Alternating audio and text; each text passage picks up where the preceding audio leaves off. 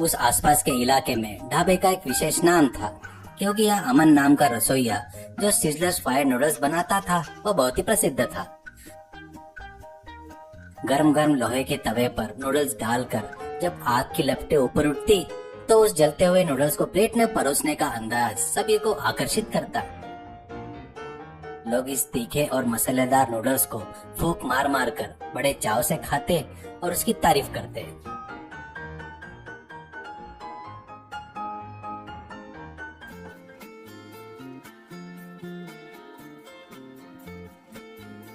हालांकि ढाबे का मालिक दुर्गेश बेहद डरपोक स्वभाव का इंसान था। अगर कोई आकर उसे जोर से बात करता या उसे डरा धमकाता तो वह हाथ जोड़कर कांपने लगता।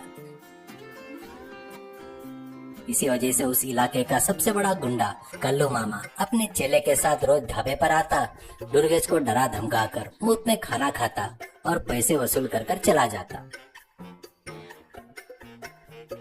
उसी तरह उस गांव का पुलिस कांस्टेबल ऋषभ भी बहुत बड़ा रिश्वतखोर था, इसलिए सब उसे रिश्वतखोर ऋषभ कहकर बुलाते। वो भी रोज ढाबे पर आता और परमिशन नहीं है, फूड क्वालिटी अच्छी नहीं है कहकर डरा कर पैसे वसूल करता।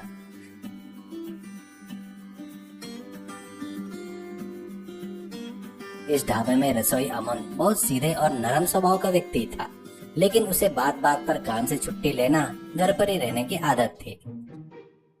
मालिक दुर्गेश उसे चाहे जितनी भी गालियां दे डांटे, वो हर बात के आगे किसे पता था कि ऐसा हो जाएगा और बात टाल देता।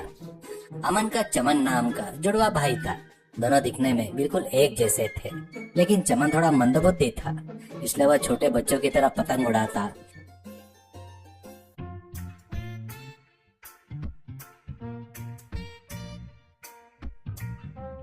एक छोटे खिलौने की जीप बांधकर गलियों में खींचता। मंदबुद्धि होने के बावजूद चमन का स्वभाव अपने भाई की तरह सीधा या नरम नहीं था। वह बहुत गुस्सैल था।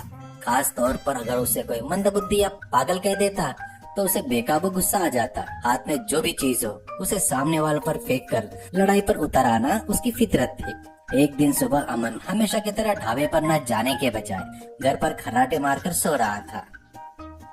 उसी समय चमन अपनी साइकिल का टायर लेकर कमरे में आया।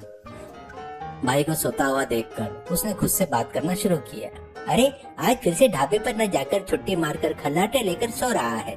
अगर ऐसे ही रहा तो इसके मालिक दुर्गेश को बहुत गुस्सा आ जाएगा और वह इसे नौकरी से निकाल देगा। तब हमें घर में बिरयानी नूडल्स पकाने के लिए पैसे कौन देगा? क्या हम भूख से मर जाएंगे? हम दोनों जुड़वा है ना, दिखने में बिल्कुल एक जैसे है। इसकी जगह अगर मैं ढाबे पर जाकर नूडल्स बना दूं तो कोई पहचान नहीं पाएगा। अपनी बुद्धिमानी क्या है मैं आज दिखाता हूँ।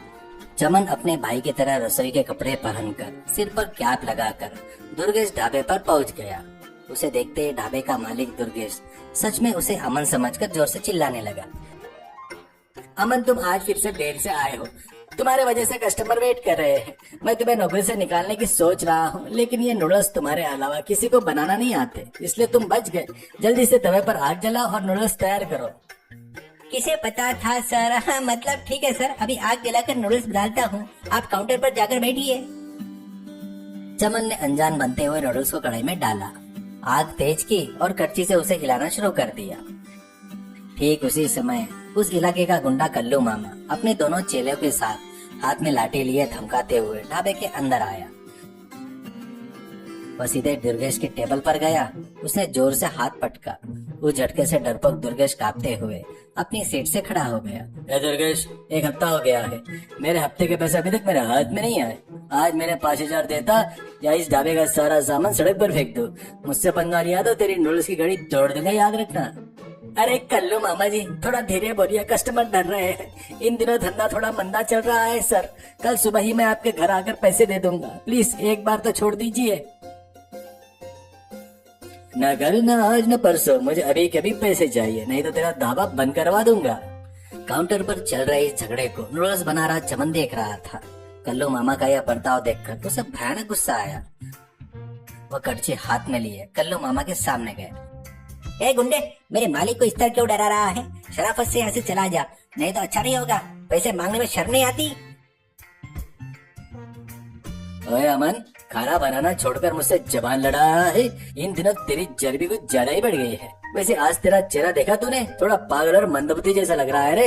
रोज के मुकाबले आज तेरा दिमाग काम नहीं कर रहा है क्या? मंदबुद्धि सुनते ही चमन की आंखें लाल हो गई। उसका गुस्सा उसकी नस में दौड़ गया। उसने एक पल भी नहीं सोचा, सीधा चूल्हे के पास जाकर उस तवे पर आग की लपटों के साथ पक रहे गर्मा गर्म सीजलर फायर नूडल्स को कढ़ाई समेत उठाया, सीधे कल्लू मामा के चेहरे पर दे मारा। वे जलते हुए गर्म नूडल्स सीधे कल्लू मामा के सिर पर जाकर गिर गए।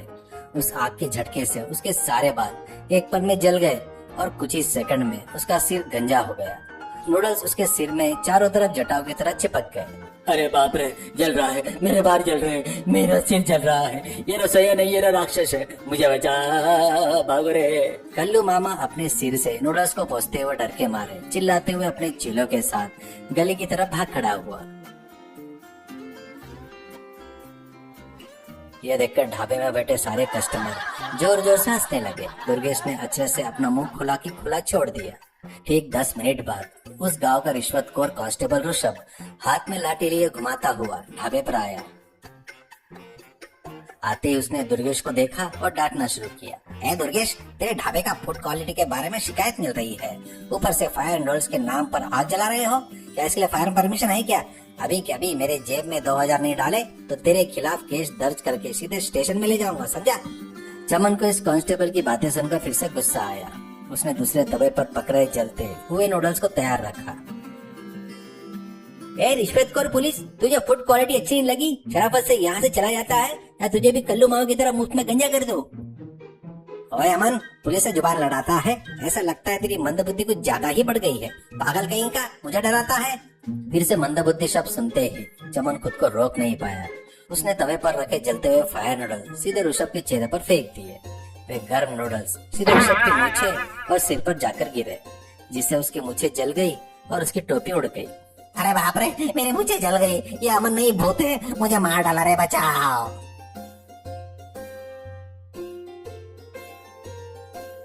ऋषभ भी डर के मारे कांपते हुए सीधे स्टेशन की तरफ भाग खड़ा हुआ। दुर्गेश को चमन की हिम्मत देखकर बेहद खुशी हुई। वो चमन के पास आया, उसकी पीठ थपथपाई। अरे वाह चमन, तुमने कितना बड़ा काम कर दिया। रोज मुझे डराने वाले गुंडे और रिश्वतखोर पुलिस वाले दोनों को तुमने अपने ढोल से भगा दिया। इतने दिनों तक मैं तुम्हें बहुत सीधा साधा समझता था, लेकिन तुम्हारे अंदर इतना दम है, आज से तुम्हारी सैलरी बढ़ जाती है। ठीक उसी समय असली अमन अपनी नींद से जागा और हड़बड़ाहट में भागता हुआ ढाबे के पास पहुंचा। उसने वह चमन को देखा, फिर दुर्गेश को देखकर हाथ जोड़े। दुर्गेश जी, मुझे माफ कर दीजिए, आज सुबह मैं फिर से देरी से सोकर उठा था। किसे पता था कि ऐसा हो जाएगा। अलार्म नहीं बजा, लेकिन मेरी जगह यहाँ जो आया है वो मैं नहीं हूँ, मेरा जुड़वा भाई चमन है। ये थोड़ा मंदबुद्धि है सर, अगर इससे कोई गलती होगी तो माफ कर देना सर, इसे कुछ मत कहिए सर। क्या ये अमन नहीं है, चमन है, मंदबुद्धि है? लेकिन इसने जो काम किया है उससे मेरे ढाबे की रक्षा हुई है अमन। इसके गुस्से ने मेरे ढाबे को बचा लिया। दुर्गेश हंसते हुए चमन की तरफ देखने लगा। चमन बड़े गर्व से सीना तानकर खड़ा था। चमन, तुम मंदबुद्धि नहीं हो, बल्कि मेरे ढाबे के असली बॉडीगार्ड हो। अमन रोज यहाँ खाना बनाएगा, तुम रोज इस ढाबे के रक्षक बनकर रहोगे। अगर कोई गुंडा या रिश्वतखोर आए तो अपनी फायर नूडल से उसे गंजा कर देना, तुम्हें मैं हर महीने अच्छी सैलरी दूंगा। चमन इन बातों से बेहद खुश हुआ। उसे अपनी बुद्धिमानी और ताकत साबित करने का मौका मिला, जिससे वह गर्व महसूस कर रहा था।